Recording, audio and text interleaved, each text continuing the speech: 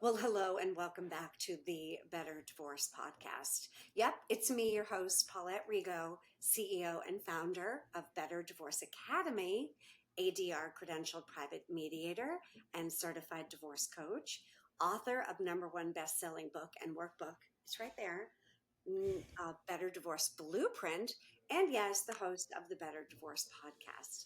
Now, if you are contemplating divorce and you're in a relationship and you're often thinking, oh no, what's wrong with my relationship? How can I fix it? How did the relationship get messy or uncomfortable? Or I like to say, why does it feel like I'm using someone else's toothbrush or wearing shoes that don't fit? Well, you're going to get your notebook and listen up because I have a guest for you. Not only is she stunningly beautiful, she's wicked smart, as we say in Boston. She's the author of Love Can, in fact, be calculated. Zoey Charif is with me today. So welcome to the show, Zoey. Thank you so much for having me, Paulette. I'm super excited to be here. I'm thrilled. First of all, I love your name. My middle Thank you. child's name is Joseph, and we call him Joey. So I think Oh, another girl, I would have named her Zoe because it's so cute. uh-huh. Joey and Zoe. It'd be cute for twins. Don't you think that'd be cute for twins? Probably annoying, but really cute. Everybody, I just want to tell you a little bit about her. Zoe isn't just redefining how we think about love, she's giving us a blueprint for it.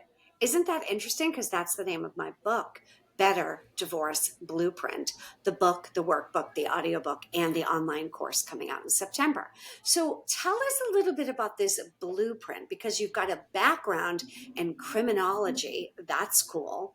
Data analytics. And I say data, I know some people say data, but there's no Y. So I pronounce it data, but whatever. And a relentless drive to challenge everyone we've been taught about relationships. She was born in Afghanistan, raised in Vancouver, but she now is based in Orange County, California. So, Zoe, tell us a little bit about your background. Why do you do what you do? How did this end up becoming your calling? Sure. Well, thanks so much for the intro. That was super thorough.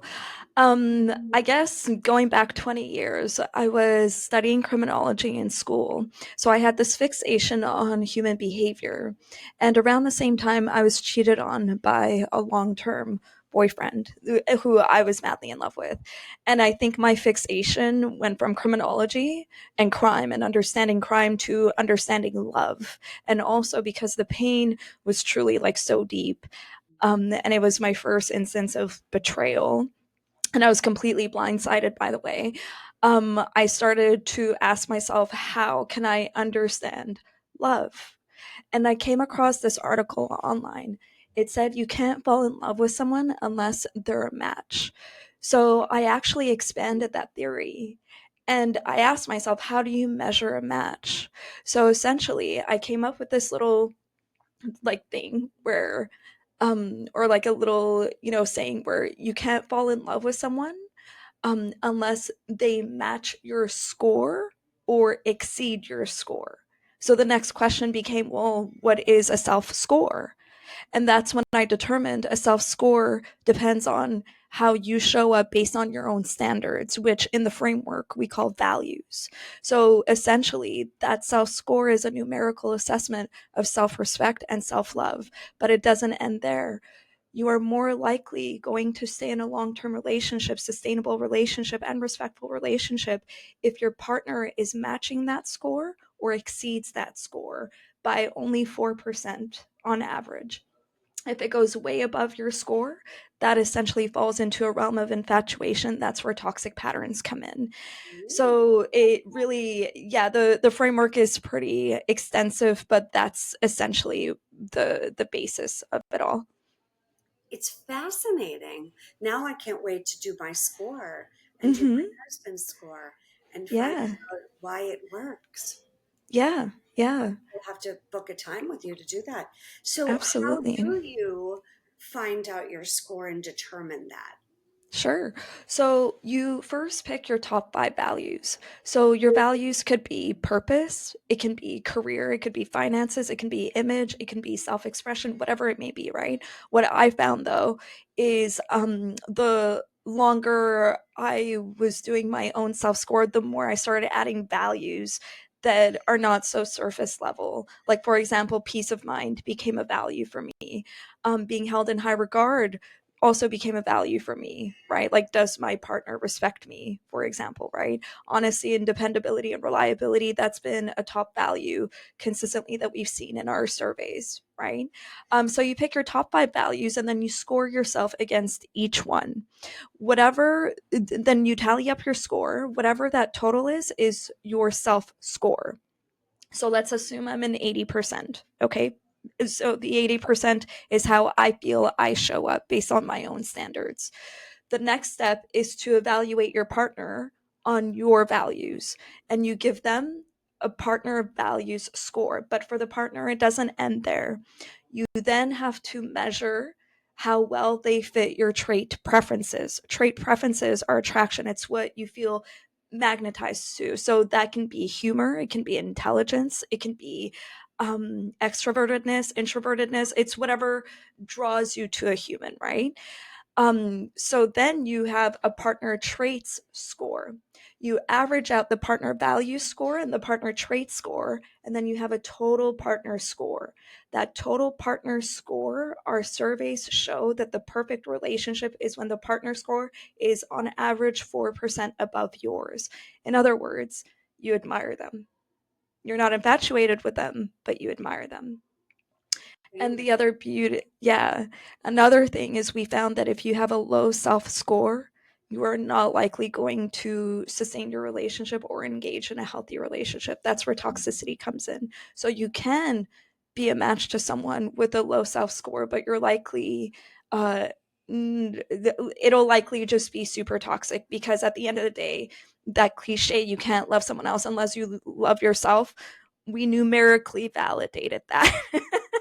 It shows that the people with the low self-score were not in relationships. It's like, that makes sense. Mm, it makes perfect sense in every way.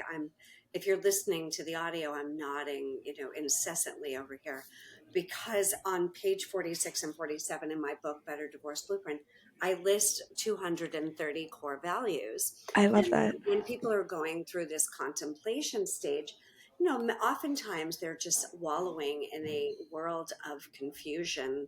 And I'll ask them because they've really been living in such uh, turmoil.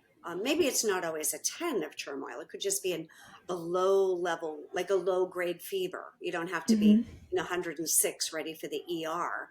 So it Mhm. could be a low grade feeling of discontent, of Mhm. upset, of confusion and overwhelm. But regardless of whether it's 106 or 98 point whatever, there's Mhm. still that fluctuation of overwhelming when I give you the analogy of the fever. But many Mhm. times I'll say, so what's important to you? What do you value? What are your goals and aspirations? And what are your core values? I don't know if I'll always use that term to them because I don't want them to, Mhm. you know, diagnosing them or anything because I'm not a mental health practitioner. Although Mhm. many people say I should have been. But with that Mhm. said, and they usually say this to me, Zoe, I don't know. Mhm. I haven't a damn clue. Or they'll start rattling off what's important to their spouse or what their spouse think is important to the qualities that they should have according to Right. what the spouse finds valuable, right? So Mhm. it's such a valuable place to start. And Mhm. now that we put together this analytic and this, algorithm, if that's the word, or score, Mhm. Yeah. uh, I'll leave it up to you, Miss Data Analytic Expert, you want to call it, but it's brilliant. And I can see how it wouldn't just be what I value, right? But it's also that congruency of that is. So now, of it being a little bit of a deterring factor to determine how successful a relationship can be. Now, Mhm. do you work with people when they just start dating, but prior to, like, how, when is this most beneficial? And in the terms of divorce, Mhm. or dare I say fixing the marriage, sometimes Yeah. you can, Yeah. when is it most beneficial? Is there an optimal time? Yeah, that's such a great question. So I wouldn't say that there's any stage where it can't be applied, although I will say that when there's a misalignment with your partner and they're your spouse, obviously marriage is not the, or sorry, not marriage, but divorce is not the first option that everyone wants to take, right? That's Which is usually the last option because it feels awful. It feels awful, that separation. And of course, as you know, it's a very complex process. Logistically, legally, psychologically, it's so detrimental, right? and of course not Especially if you don't have the tools. Mhm. and of course not everyone is married. I mean, there's Yeah, the yeah. dating process, Hmm. the courtship, the Hmm. falling in love, the Yeah, engagement, yeah. the Hmm. fiance relationship. And sometimes people are dating, engaged for years before they Hmm. bite the bullet, right? And actually Yeah, get married. yeah. So, Hmm. so what you're saying is it really could be applied at any point in a relationship. Absolutely. In fact, with my husband, I applied this formula, I think, after 2 months of dating, then 6 months of dating. So the 2 months of dating, it was solid. So I'm like, let me just keep going, right? And then after 6 months, we actually did it together. So that's when he learned that I actually do admire him, right? And I also learned a lot about him and what his values are. So here's the thing though, we got married and a year down the road, things got rocky. Like it was so hard for us. And I told him, hey, let's sit down and let's reassess where we both stand.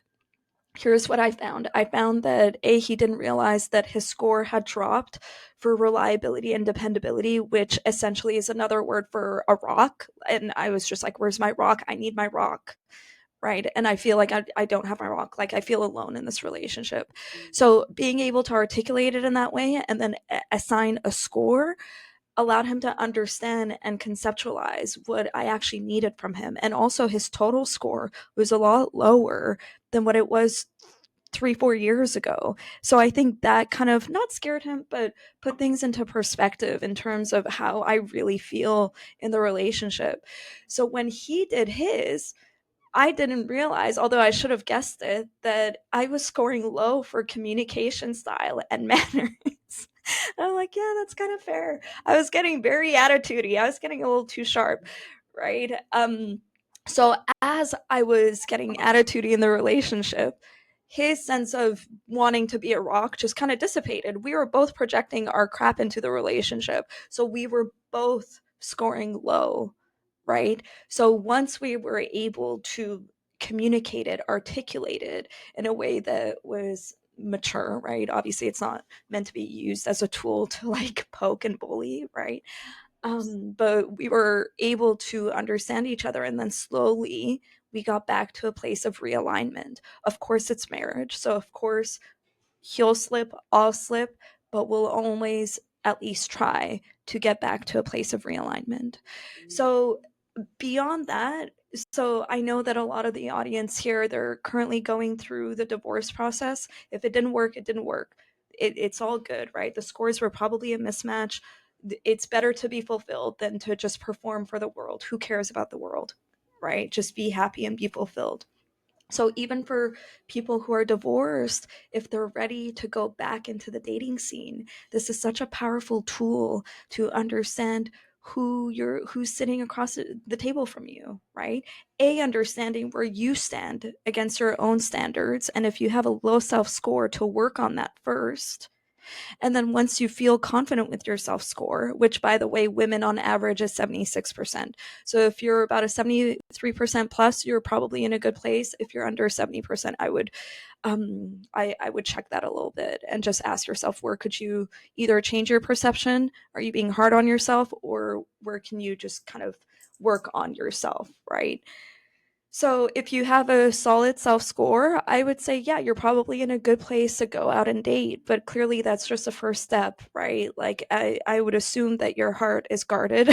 I would assume that you don't want to go through you know, um, another disappointment, right? So this is such a perfect tool to make sure that you're making good choices so you can be emotional. The framework absolutely acknowledges emotions. In fact, it's one of the key things, right? And we found this from the analytics, and I can get into that later if you would like. But so emotions are very important, but that doesn't mean that you can't make smart decisions. This just allows you to quantify it and to analyze that decision. And if, yeah, I'll stop there because I feel like I just bombarded you with a lot of info. You are fine. There's a lot to, grasp when you talk about emotions and quantifying beliefs and where you are and where they are and why things work Mm-hmm. didn't work. Mm-hmm.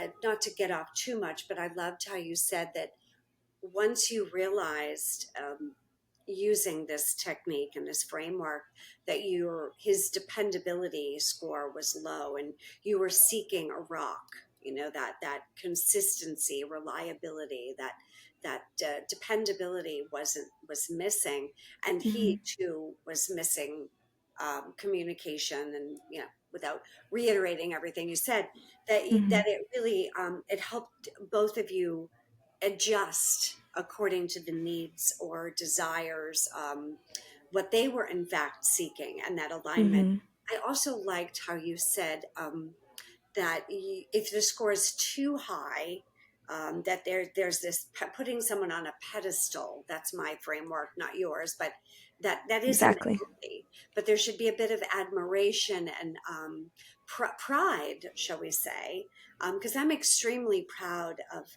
the things my husband does that are so well. He does them so well, and is and that's really important that you have that. But if it's too much, and then it seems a bit of hero worship. So Mm-hmm. yeah, so many wonderful things, and that might lead a little bit to why we choose the wrong partners. Mm-hmm. It's so common when I speak to women and men. I would Mm-hmm. say about one third of my clients now in coaching are men. Mm-hmm. Two-thirds are women. Now in mediation, naturally it's 50-50, because it Mm-hmm. takes two to tango. But when it comes to coaching, and I'm working in that realm, more and more partners realize that I think I just chose the wrong person. And how to acknowledge that, that's a jagged little pill to swallow. Uh, Mm-hmm. Accepting that, acknowledging it, even uttering those words and hearing yourself saying, wow, this is really not just, hey, what do we say? It takes different strokes for different folks. We're all different people. But when you truly choose someone that is out of alignment with what it is you need or want, Mm-hmm. I could see where we're really setting ourselves up for failure. Yeah. You're 100% right. There's so much I could say about why we choose the wrong person, but one thing I would love to delve into is a couple personality types that we identified when it comes to scoring. There's one person, so when you're there's this dichotomy, right, where it's the practical versus the emotional. The practical, their calculation is more values focused. There's the healthy practical where it's just slightly leaning towards values, and then the extreme practical where it's like, are the values a match, but then they don't take into account the emotions, which are the traits, right? Mm. On the other end of that, you have the healthy emotional. So this is traits leaning. So still very much taking into account the values, but put a higher emphasis on traits, which we found that the majority of people sit here. And then there's the extreme emotional. The extreme emotional is so traits heavy that they don't take into account as much as they should the values because they are in love, because they are so attracted. They're just like completely magnetized, right? And to them, God wanted it this way because how can their emotions be so strong? There must be a soul connection, a soul alignment. And I'm not against that at all. But the moment it gets to a point where you're not taking the values into account, that's where you fall into trouble. Mm. So that's one thing that we found in terms of people making mistakes, whether you're the extreme practical and your values focused only, whether it's, oh, you love the person's image, but the emotional chemistry is not there, but it's the person's image. And now you get to show this person off and they're your trophy and whatever. Okay, cool. You might get a bit of social recognition, but then what? You're going to go home and be super miserable, right? And unfulfilled.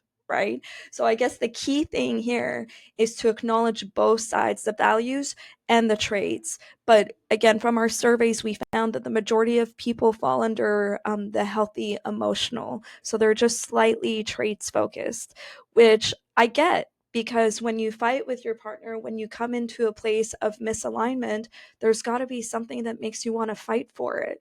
That's, in my opinion, what love is, right? But yeah, so that's one of the reasons that I've identified why things don't work out. It's because from the get-go, the priorities were not well aligned or well assessed, well applied. That's the word I'm looking for. So if you find yourself in one of these mismatched relationships and you're going down the road towards divorce, or at least discussing that, I find Mm-hmm. that people are saying, well, we tried therapy. We tried Mm-hmm. couples counseling. I'm Mm-hmm. I'm in therapy, they're in therapy, or whatever the situation is, everyone's different. But Yeah. they feel that that um, that therapist is really just looking to point out faults in the other person, or try the other person trying to get that person to change. And of course, every therapist is different. What would make this love formula that you have framed, this new framework, into Mm-hmm. choosing a true partner? Because as you mentioned so truthfully, if you've already met them, you're married to them, and you're divorcing them, it is what it is. It's what is the Mm-hmm. lesson here. But now, Mm-hmm. after the divorce, Mm-hmm. what can you do to help them from repeating these same mistakes using this formula that you've created? Absolutely. Well, first, I would suggest that you do the personality assessments to see if you fall in any of the extreme categories. I talked about the emotional versus the practical, but there are three other categories that I've identified. And each of those categories, there are extremes. If you fit under any of the extremes, I would just try to get a bit of self awareness there and understand it. Oftentimes, the extremes can be fueled by trauma, very common, very normal, right? And other times it's just, not knowing any better. It could be as simple as that, and that's okay too, right? Mhm. So that would be the first step. The second step, I would say, assess your self score. Ask yourself if you're being hard on yourself. Ask yourself if you have good self confidence, good self worth, and if you fall below 70%, I would honestly check that. That's low, right? So if, for example, health consciousness is one of your values, but you're not eating well, you're not taking care of your body, I would say push yourself to get on that. Take your vitamins, take whatever you need, right? Or if you're someone who works out 5 hours a day and you're still giving yourself a low score for a health assessment, that falls under one of the extreme categories, which is the extreme critic. And you need to check that. You're not being fair to yourself and you're going to self harm. Not only will you self harm, the next person you're going to meet, you're going to have impossible standards. That's going to project into the relationship. Everyone will be unfulfilled. Okay. So I would just check that. So once you have your self score and you feel like the self score was assessed from all the healthy personality type places, right? Then just trust yourself. And if someone you meet happens to capture your attention, great. And if not, that's okay too. It's okay. Just work on your self score. That's all you really need. And one thing, by the way, that I would love to mention is for the analytics, we assessed what the top 5 values were. Unfortunately, we did not see purpose come out all that much. Purpose is truly a natural medicine, right? But it calms your anxieties, it calms um, your pain, in fact. Like this book was all written from pain. And Paulette, even you went through your divorce and then you went into podcasting and helping people through their divorce. To me, that's purpose. That's a natural medicine because you can take your pain, channel it into something that's good for you. So all I'm trying to say is the values that you pick, truly, this can mean a healthy life versus a not so healthy life. If your values are consistently superficial, such as career, finances, image, fashion, all good. I have a couple of those in my list too, actually, right? That's all good. But are you adding honesty and dependability? Are you adding communication style? Are you adding purpose? Like for me, I started adding peace of mind for as a value. And Paulette, I'm sure you have a ton of these examples, right? Where some fall more under the superficial category and some are a bit more healthy. So I would definitely look at that as well. And if you find that any of those values are not conducive to a healthy relationship, where you're not asking your partner to show up as a rock, that means you also are not showing up as a rock. Keep that in mind, right? Because if it's not a part of your values, that means that you don't care for it. You don't care to show up in that way. It's not your standard for yourself. So, yeah, just assess that. And then once you feel confident with all of that, just wait. Just wait. And either you'll be happy with where you're at because you're pursuing purpose, you're your own rock, you're a rock to your friends and family, whatever it may be. Um, or someday you'll meet someone and it'll be a good fit. Well, I'm so glad that you brought up purpose. In 2011, I happened to have been at the Cropalo bookstore in the Berkshires, Massachusetts, and I ran into a gentleman who wrote a book called The Four Desires. And his name is Rod Stryker, and he married Steve and I in 2017. And I did over 1,500 hours of studying with him. Mm-hmm. That's a whole nother conversation. But in this book, The Four Desires, he talks about developing a life of purpose means prosperity, happiness, and freedom. Mm-hmm.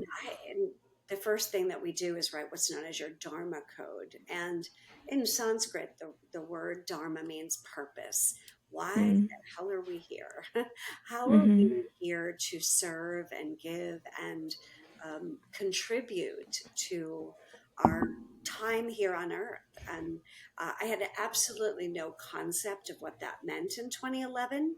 I was one of those people who let everyone else make their decisions for me, because if it didn't work out, I wasn't to blame.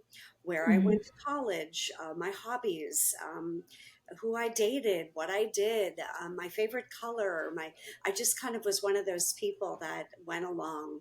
I really didn't have enough courage or self-awareness to, as a young child, I did what I was told to do and did what was expected of me, even though Mm-hmm. I really didn't enjoy it. I didn't want to make waves. I was a junior. My mother had the same name as me. I was called her shadow, little Paulette, Paulette Junior, as I got to be 5'8". Just always had this gnawing at me of not really understanding who I was as a person, and got Mm-hmm. married very young, wasn't prepared for it, just felt like, well, it's on my checklist of things to do. Mm-hmm. So until I read this book in 2011, hard to believe it's been so long now, coming up on 14 years. Uh, that the book was released in July of 2011, and I met Rod in August of 2011. So it had just come out, and Mm-hmm. became a certified Desires practitioner. And when I was teaching yoga teacher training, so it's so fascinating, Zoe, that you bring up this word of purpose. If you don't know who Mm-hmm. you are and what you stand for and what's really important to you, you are going to pick the wrong partner. Absolutely. And you may be navigating this world like without, I don't want to say without soul, that sounds way too heavy. But I mean without like a mission, right? So motherhood is a great purpose. It's an excellent purpose, right? I'm not a mom. So I essentially poured my purpose into the book, right? So all to say, if you feel good with that, that means that you're going to feel confident about yourself. So your hair could be a mess, your finances might be crap, right? But if you have that purpose, you're gonna feel good. I truly think that's like the number one natural medicine that we have as humans. Yeah, I was wallowing and treading water till I hit probably 50, and just Uh-huh. really didn't know who I was. And, Yeah. you to talk a little bit about false compatibility and how to trust yourself again. Uh, I believe in my situation, I did not I did not need to learn to trust myself again. I needed to Mhm. learn to trust myself to begin with. I Mhm. missed out on developing that skill as a young child, as a teenager, as a young woman. I Mhm. really just went through life on autopilot, um, didn't really make strong decisions based on my core values and who I was, because I Yeah. knew who the hell I was, Zoe. Mhm. And I don't think I don't have any regrets, but it all fell into place. I believe that it Mhm. happened Yeah. as it should have.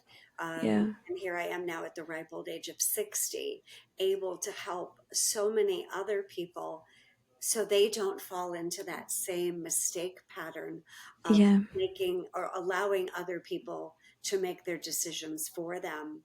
It is very vital that the youngest of souls, whether they be 3, 5, 10, 12, really start to tune into that, so that when you become that person that is ready to take on a relationship as a partner, I don't mean to, although it starts with friends, right?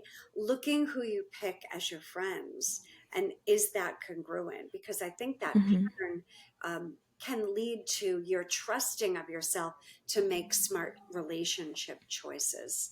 I did not Absolutely. make those just relationship choices well. Mhm. So I ask you this now.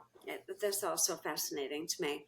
But because many people make mistakes and they end up divorced or divorcing, or at least Mhm. thinking about divorce, and Mhm. everyone knows I'm not pro divorce, but real love is confusing.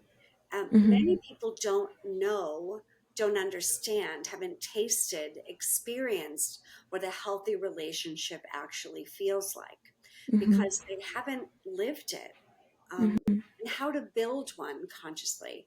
So, talk a little bit about that when someone feels Yeah. confused because what they have experienced really hasn't been healthy, so they see it as okay and normal. Yeah. So actually, touching on my own story, about 5 or 6 years ago, I went through a bad breakup, and I could feel my soul just like getting drained right out of me. And I told myself, hey, I really need to stop my, excuse my language, my shit, right?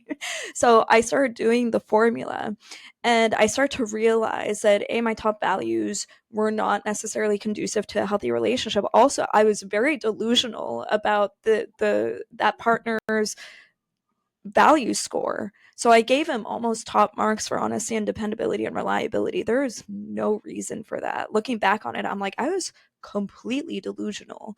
Mm, So, but putting pen to paper and then analyzing it was very helpful. Beyond that, I realized that I fell in the extreme emotional bucket. I was way too traits focused, not values focused enough. Had I been values focused, I could have told myself from day one, this is not going to be a good match. This is going to, not turn out super well. So, essentially, after probably about 2 months, whereas in the beginning of the breakup, I was infatuated. So his score was way above mine. And also, I had a very low self score because I essentially hit my rock bottom. So, 2 months of journaling, I got myself back to a high self score, and I put things into perspective about his score. And I realized, I'm like, no, this man was not a match to me. In fact, why there is no admiration. This is not a good match, right? So then I met Kevin at the dog park. Our dogs met first. So in the beginning, Kevin did not meet my typical trait preferences. Okay, I used to date older. I would date from the same background as me. I'm Afghan, right? And Kevin is younger than me, and he's a white Caucasian male, born and raised in SoCal, right? But when we met, I'm like, he fits like all my values. And I told myself that my trait preferences were not necessarily conducive to a healthy relationship. With traits, we're really talking about subconscious, right? So it takes time to reprogram that. You can't just decide one day, oh, I'm going to choose not to be attracted to this and I'm going to choose to be attracted to that. It won't work that way. But also with the extreme emotional, I told myself, don't put it all on traits. start looking at the values, put more emphasis on the values. So I did that. And little by little, my mind did reprogram in terms of I start to see his age as not at all a bad thing. He's 2 years younger than me, but I'm like, why is that such a big deal? Right. And also, in my mind, I thought I had more chemistry with people of my background because the language is the same. Not that I don't speak English clearly, right? What a silly thing to think. And the humor was the same. Again, what a silly thing to think, right? Or to feel like that's what you're attracted to. So after a month or two, Kevin and I started cracking up together. In fact, he can make me laugh whenever he wants. He's hilarious, right? And the love grew and the admiration was there. So that was a long-winded story to essentially say, if you're falling into bad patterns, there are ways to catch yourself. Hence the whole A, do you fall under any extreme personality types? B, like your self score, is it too low? Are you still holding on to a past relationship that may have skewed your understanding of love or skewed your understanding of how well you show up as a human? Because maybe your self confidence, was a little dissipated in the relationship, right? Right. And if that's the case, work on that. And then someday, again, same, this is my story. Someday you might meet someone. And in the beginning, it might not be what you're used to, but it's okay. It's okay. Do the formula. Do the formula. And if you feel like the scores are in fact a match based on the formula, just wait. Just wait. If the scores are a match or they're slightly higher than you, it's a good sign, especially when it comes to values. And the traits, I do believe that attraction can grow over time. Well, thank you for developing this work. It's fascinating, useful, and there's a framework. It's very specific. So Mm-hmm. I encourage everyone to get your book, Love Can In Fact Be Calculated. And I'm assuming, and please correct me if I'm wrong, that in the book you list all the steps and the traits and everything. Mm-hmm. And if you feel like you need additional support or help, should I assume that you also will speak to people, or they can book a time to chat with you about this? Or what's the best way Absolutely. for people to learn more about the work that you do? Yeah, absolutely. You can hop on my website, lovecaninfactbecalculated.com, and you can reach out to me. I do offer coaching services, whether you're single and just looking to build on your self confidence, or you're in a couple and you guys are trying to come back to a place of alignment. Yeah, absolutely. Beyond that, if you do hop on the website, you can go into the analytics tab and just learn a bit more about what people tend to look for, based on their age group, based on their gender, and what their top five values are, what their top five top traits tend to be. Just if you're curious about the analytics. Mm. And what I love about this is it allows people to correct their viewpoint of what was and what is and what Mm-hmm. they're looking for, that in more actionable, hands-on, tangible ways. So it Mm-hmm. isn't so ethereal, but it's very practical, right? It feels Mm-hmm. right. And that's me with the work I do too. A lot of people start going down the weeds of my spouse this and that, and then I'm like, listen, that's a therapy thing. Like, I'm a Mm-hmm. divorce expert. If you need divorce, I can help you with that. But, we're not going to go down the road of what when you were six, and Oh my god. I have people in my Sorry. Rolodex of people that can help you with all that, but that's not me. So, so I encourage everyone to do this work. I think it's deeply profound and the paradigm breaking. There's a new trajectory that many people are seeking now. It's to not just problem solve, but problem solve with lasting results. And self awareness breeds content. If you have a formula and the support that you need to allow you to feel supported and guided, uh, it makes the world of difference, because then you know that you have the expert in your back pocket to help you make Mm-hmm. decisions. So thank you so much for this conversation, Zoe. I hope everyone found this to be fun. She is charming and brilliant and absolutely stunning. So reach out to her for help if you are seeking this type of alignment and awareness. So until next time, you know to make it better. I'll see you next time. Mwah.